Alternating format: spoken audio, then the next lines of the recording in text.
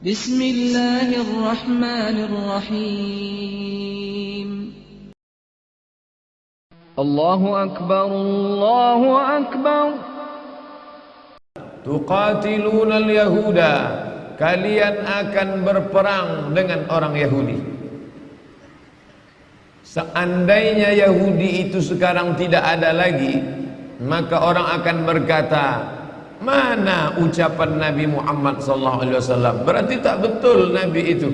Kata dia kalian akan berperang dengan Yahudi. Buktinya Yahudi tak ada lagi.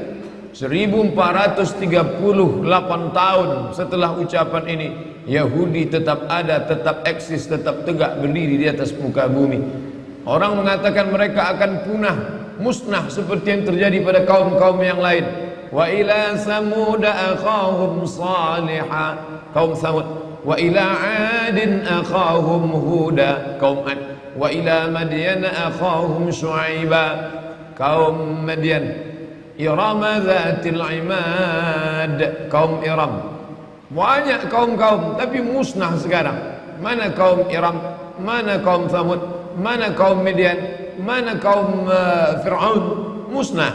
Tapi Israel tetap masih bertahan sampai hari ini. Nabi berkata, qatilunal yahuda, kamu akan berperang dengan Yahudi hatta yakhtabiya ahadukum, sampai mereka salah satu dari pasukannya itu bersembunyi wara'al hajar, di belakang batu. Saking dahsyatnya peperangan itu nanti, sampai-sampai ada pasukan Yahudi itu yang bersembunyi di belakang batu. Lalu kemudian yaqulul hajar, batu itu pun akan berkata, apa kata batu itu berkata kepada orang Islam? Ya abdallah, wahai hamba Allah, hadza yahudiyun wara'i, ini ada orang Yahudi bersembunyi di belakang aku, faqtulhu, bunuhlah dia. Mana mungkin batu berbicara? Oleh sebab itu, kalau tidak bisa memahami kitab Sahih Al-Bukhari, jangan dibaca sendiri, dilihat terjemahnya, lalu karena tidak masuk akal ditolak. Ini tidak betul ini. Masa batu berbicara, pokok kayu berbicara, seperti film karton saja. Ini tidak betul. Maka baca syarahnya. Ulama banyak mensyarah. Kalau ayat tidak paham, baca tafsir. Tafsir Tabari, Abu Ja'far Ibn Jarir At-Tabari. Tafsir Al-Quranil Azim, Abul Fida Ismail Ibn Katsir. Tafsir Al-Kabir, Mafatihul Ghaib, Fakhruddin Ar-Razi.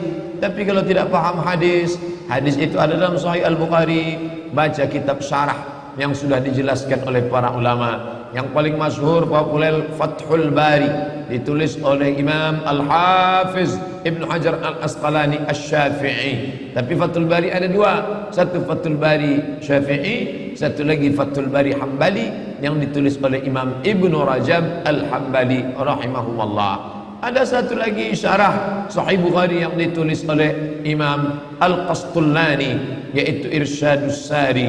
Ada satu lagi ditulis oleh Imam Badruddin Al-Aini. Begitulah keseriusan ulama untuk mensyarah hadis-hadis. Jumlahnya bukan 100, 200, bukan 1000, 2000, 7275 hadis. Belum ada laptop, belum ada internet, belum ada alat tulis canggih seperti sekarang. Mereka menulis dengan peralatan yang sederhana, mengandalkan hafalan, kekuatan, tapi mereka disingkapkan Allah hijab kejahilan karena ketulusan hati dan jauh daripada makan haram dan syubhat. Begitulah para ulama dulu. Bahkan sampai generasi hari ini, orang-orang tetap memperdulikan hadis. Termasuklah kita subuh ini, rasa cinta kita kepada hadis Nabi, kita kaji salah satu dari yang ada dalam kitab Sahih Al-Bukhari. Maka kata Imam Al-Hafiz Ibn Hajar Al-Asqalani, makna bahwa batu berbicara, hadza Yahudi khalfi, ini ada orang Yahudi di belakangku. Hai Abdullah, hai orang Islam, ya Abdullah, wahai hamba Allah, hadza Yahudi khalfi, ini ada Yahudi di belakangku, faqtulu, bunuhlah dia. Maka makna ucapan itu artinya tidak ada satupun tempat persembunyian orang Yahudi. Tak ada manfaatnya dia berada di belakang batu, di belakang pokok kayu, karena semuanya akan tersingkap terbuka. Saat itu semuanya akan binasa. Ini hadis salah satu mukjizat Nabi Muhammad sallallahu alaihi wasallam. Bahkan di Al-Azhar Ketika kita masih belajar dulu, ada satu mata kuliah khusus, yaitu Tayyarat Fikriyah. Tayyarat, aliran-aliran, Fikriyah, pemikiran. Ada aliran sekuler, ada aliran liberal, ada aliran sosialisme, ada aliran komunis, dan ada satu aliran khusus yang dikaji selama satu semester, yaitu aliran yang disebut dengan Sahyuniyah atau Zionis. Mereka bukan sekedar agama, tapi juga dia adalah politik. Yahudi agama yang unik, dia agama dan dia juga suku. Nabi Ibrahim punya anak laki-laki bernama Ishak. Nabi Ishak punya anak laki-laki bernama Yakub. Nabi Yakub punya anak bernama Yusuf. Yusuf punya saudara kandung bernama Yahuza. Cucu cicit keturunan Yahuza inilah Yahudi yang disebutkan dalam hadis ini. Lalu kemudian cucu cicitnya ini berkembang biak sampailah hari ini, dan mereka menjadi satu suku besar, dan mereka tidak ada Yahudisasi. Kalau Kristen ada Kristenisasi, yang non Kristen diajak masuk ke dalam agama Kristen. Tapi Yahudisasi tidak terjadi, karena Yahudi tidak menerima orang selain Yahudi. Andai bapaknya Yahudi pun akan dilihat emaknya Yahudi atau tidak. Maka ketika negara Israel terbentuk, orang-orang Yahudi dari seluruh dunia pulang kembali, yang mereka sebut sebagai Ardul Mi'ad, tanah yang dijanjikan oleh Tuhan. Lalu kemudian mereka periksa satu persatu, berapa banyak Yahudi menikah dengan orang Rusia, berapa banyak Yahudi menikah dengan orang Eropa. Maka anaknya tidak diakui karena ibunya bukan Yahudi. Dan ada satu lagi Yahudi di Afrika, ramai-ramai Yahudi Afrika datang, ini pun tidak diakui karena Yahudi putih, tiba-tiba ada Yahudi hitam. Tapi yang dimuliakan Allah Subhanahu wa ta'ala. Oleh sebab itu mereka agama sekaligus juga suku. Kalau kita, kamu sukunya apa? Sukunya Melayu, agama Islam. Kamu suku apa? Suku Batak, agama Islam. Kamu suku apa? Suku Minangkabau, agama Islam. Mereka tidak. Suku Yahudi, agama Yahudi. Lalu kemudian suku dan agama ini berpikir tentang menciptakan sebuah negara. Itu berasal dari pikiran Theodor Herzl. Theodor Herzl, seorang wartawan Yahudi, berpikir ketika dia melihat ada negara besar, negara itu bernama Serbia, yang pernah membantai umat Islam di Bosnia atas nama Slobodan Milosevic, negara Eropa, negara Rusia yang besar waktu itu bernama Serbia. Maka Theodor Herzl berpikir, kalau Serbia punya negara, mengapa kita orang Yahudi tidak punya negara? Maka dia kumpulkan orang-orang Yahudi dari seluruh dunia, maka mereka pun berkumpul. Inilah cikal bakal Zionis yang ingin mendirikan sebuah negara. Akhirnya tahun 1946 mereka pun berhasil mendapatkan tanah Palestina. Sebelumnya utusan Theodor Herzl datang menghadap Sultan Abdul Hamid di Turki. Sultan Abdul Hamid, ini ada beribu-ribu keping uang emas, terimalah, kami ingin membeli tanah Palestina. Sultan Abdul Hamid menolak emas-emas itu. Dia katakan Palestina direbut dengan tetesan darah para syuhada. Mereka mati karena Allah Subhanahu wa ta'ala. Aku tidak akan menjual sejengkal pun tanah Palestina kepada kalian.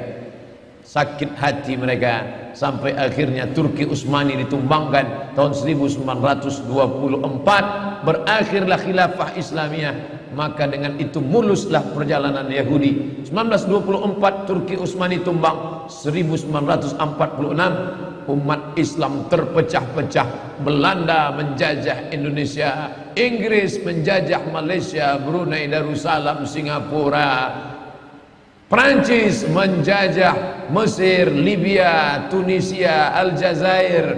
Lalu kemudian Itali menjajah Libya. Mereka bagi-bagi negeri Islam seperti roti yang dipecah-pecah, persis seperti yang dikatakan Nabi SAW. Kalian nanti di akhir zaman akan diperebutkan, ditarik, menarik, satu menarik kepalanya seperti makanan ala qas'atiha, akalatun makanan ala qas'atiha, di atas piring yang besar. Ada yang menarik kakinya, ada yang menarik kepalanya. aqillatun nahnu yawma idzin ya Rasulullah. Mereka merebut kami, apakah kami waktu itu sedikit ya Rasulullah? Kata Nabi, tidak. Bal antum katsirun, kalian ramai, kalian banyak. Lakinnakum ghusaun ka ghusais sail, tapi kalian seperti buih di tengah lautan, dipukul ombak, dihempas gelombang. Kalian tak punya kepemimpinan karena Turki Utsmani sudah tumbang, tak lagi punya panutan. Apa yang dikatakan itu terwujud 1946, maka kebetulan Palestina dipegang oleh Inggris. Inggrislah yang memikul dosa terbesar. Bagaimana Palestina bisa jatuh ke tangan Israel, laknatullah alaihim. Lalu kemudian Palestina bulat-bulat diserahkan oleh Inggris.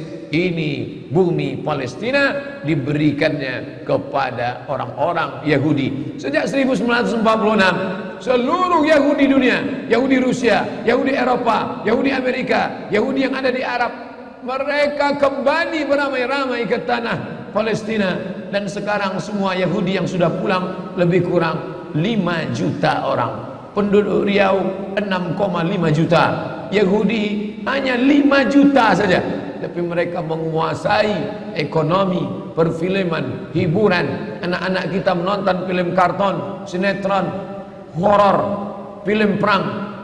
Siapa yang memproduksinya? Warner Bros. Warner Bros Yahudi. Steven Spielberg Yahudi, yang mengobo-obo ekonomi umat Islam. Ketika dia lihat ini perlu dihancurkan, ini perlu diangkat, ini perlu dijempaskan, ini perlu. Siapa lagi kalau bukan George Soros? George Soros pun Yahudi. Maka semua presiden-presiden Amerika itu akan naik atas lobby-lobby Yahudi. Syekh Ali Jarisah, Syekh Dr. Ali Jarisah, dosen Universitas Madinah Islamiyah, Al-Jami'ah Al-Islamiyah bil Madinah Al-Munawwarah, Universitas Islam Madinah, tahun 70-an sudah menulis dalam bukunya bahwa pegawai-pegawai yang ada di PBB, United Nations, Al-Umamul Muttahidah, itu sebagian besarnya adalah Yahudi. Oleh sebab itu ketika umat Islam yang tertindas, mereka diam seakan-akan tak terjadi apa-apa. Tapi kalau kaum minoritas lain yang tertindas, mereka menyuarakan harus merdeka, harus bebas dari penjajahan, harus dilepaskan. Tapi kalau umat Islam, mereka diam, mereka sepi daripada komentar. Kenapa? Karena tidak ada kepentingan di dalamnya. Apa itu yang dimuliakan Allah Subhanahu wa taala? Seorang warga negara Perancis, alirannya sosialis komunis, tapi kemudian Allah lembutkan hatinya, maka dia masuk Islam. Dan dia inilah yang mengungkapkan, menuliskan bahwa Zionis menguasai Palestina. Tidak hanya Palestina, tapi dia ingin menguasai dunia atas nama yang disebut dengan kembali kepada kekerajaan Daud. Daud yang kita yakini bukanlah seperti yang mereka katakan. Kita meyakini Nabi Daud alaihissalam sebagai orang yang soleh, sebagai orang yang pandai. Wa alanna lahul hadid, kami lunakkan besi.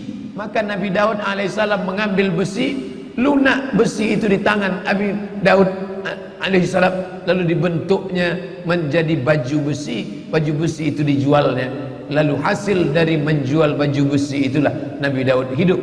Nabi Daud adalah orang yang zuhud, walaupun dia seorang raja di raja. Makanya kata Nabi SAW, ahabbus saum ilallah, puasa yang paling dicintai Allah, saumi Daud, puasa Nabi Daud alaihissalam. Tapi mereka menggambarkan Daud sebagai raja yang perkasa. Raja Daud, inilah kata mereka raja di raja mereka. Mereka menyebutnya King David. King David lahir punya anak laki-laki bernama King Solomon. Kita menyebutnya Sulaiman alaihissalam. Tapi bukanlah seperti namanya sama, tapi kepribadian yang berbeda. Mereka menampilkan sebagai raja yang beringas, raja yang brutal. Sedangkan Allah Ta'ala menceritakan Nabi Sulaiman sebagai orang raja, nabi yang lembut, sampai-sampai dia menahan pasukannya. Jangan kalian lewati tanah ini, karena aku mendengar ada suara lembut. Ya ayyuhan namlu dukhulu masakinakum, hai para semut-semut, masuklah kalian ke sarang kalian, agar supaya jangan sampai pasukan Sulaiman menginjak perut kalian. Yahtimannakum junud, jangan sampai pasukan Sulaiman menginjak kalian. Fatabassama dhahika, Nabi Sulaiman tersenyum Begitulah hebatnya kekuasaan Sulaiman, begitulah hebatnya ilmu Nabi Sulaiman. Sampai-sampai semut pun tak ada yang terinjak, tak ada perut semut yang pecah. Tapi mereka menggambarkan Sulaiman sebagai raja yang brutal, yang beringas, dan mereka ingin mengembalikan lagi kerajaan ini. Mereka katakan bahwa ada 5 yang mereka nanti-nantikan, yang harus mereka lakukan, karena akan turun Mesias, sang juru selamat, yang mereka nanti-nantikan sejak zaman nenek moyang mereka dulu. Mereka membangun ini berdasarkan keyakinan yang mendalam, walaupun keyakinan itu diambil dari mitologi, mitos semata. Mitos pun ternyata kalau diyakini seyakin-yakinnya bisa membangkitkan semangat yang luar biasa. Mereka meyakini bahwa mereka adalah manusia-manusia pilihan Tuhan. Mereka menyebut dirinya dalam bahasa Arab Asy-Sya'bul Mukhtar. Sya'bu, bangsa, Mukhtar, pilihan Tuhan. Satu-satunya bangsa pilihan Tuhan hanya kami. Yang lain ini bukan pilihan Tuhan. Kami adalah pilihan Tuhan yang akan menguasai dunia. Selain kami nanti akan menjadi ghaib.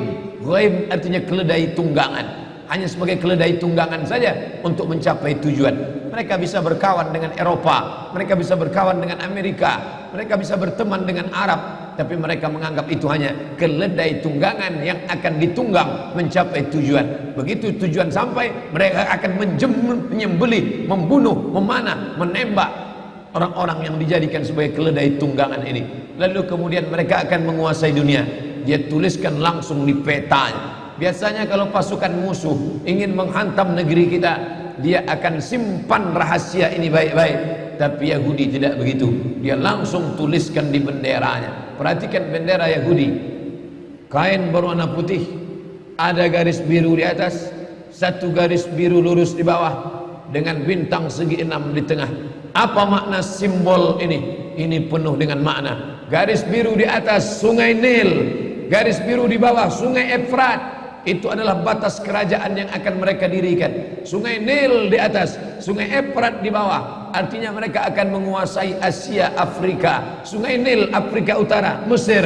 Sungai Efrat, Asia, Irak. Mereka akan membuat negara Greater Israelian, yang disebut dengan Israel Raya, Israel Agung, yang batasnya dari 2 sungai, Sungai Nil dan Sungai